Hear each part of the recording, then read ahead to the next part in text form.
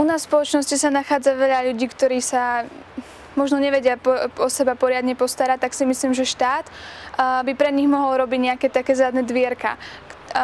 Niečo, čo ak by im nevyšla napríklad nejaká práca, alebo ak by im nevyšlo niečo v živote, ak by sa stalo, že by prežili nejakú katastrofu, tak aby tu bol ten štát, ktorý sa o nich postará. Ale samozrejme sú ľudia, ktorí chcú byť takí samostatní a nechcú, aby sa do nich niekto staral, tak si myslím, že každý by mal mať nejaký ten vlastný názor, mal by si ísť za svojím.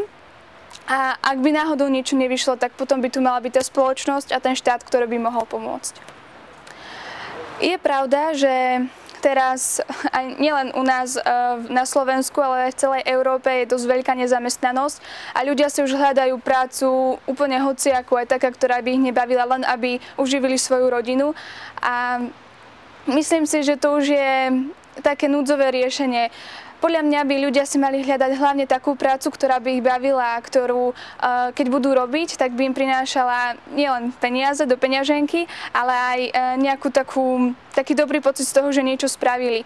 Ale samozrejme, keď je niečo také, že ľudia nemajú prácu a už by nemali ani ako prežiť, že by im nemala nikto pomôcť, tak už tú prácu, ktorú im ponúknú hociakú voľnú, by už mohli zobrať. Konkurencia svojím spôsobom môže byť aj prospešná a môže mať určité nevýhody. A firmy medzi sebou môžu súťažiť, či im môžu vlastne zlepšiť nejakú produktivitu, alebo súťažiť, kto bude mať lepší nápad, takže by to mohlo byť vhodné aj výhodné pre spoločnosť.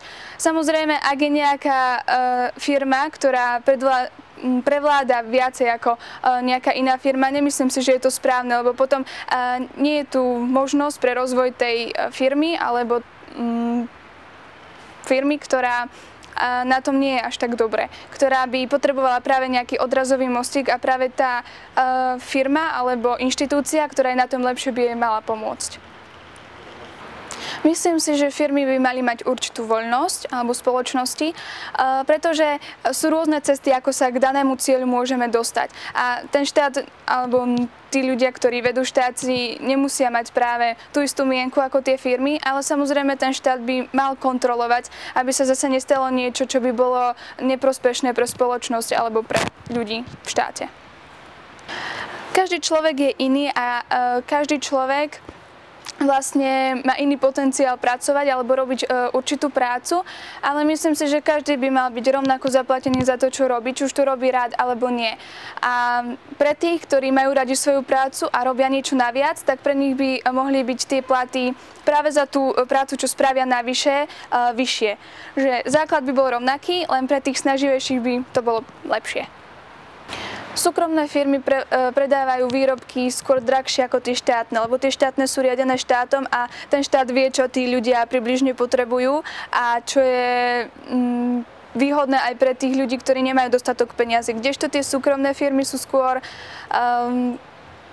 hľadia vlastne, čo dá do svojej peňaženky, ako by najviac zarobili, tak myslím si, že by to malo byť tak 50/50. Aj tie štátne, aj súkromné podniky.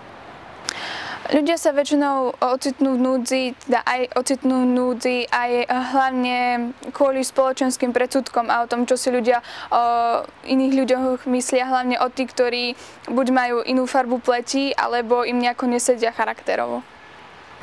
Druhým najdôležitejším dôvodom, prečo sa ľudia ocitnú v núdzi, je podľa mňa aj určitá smola.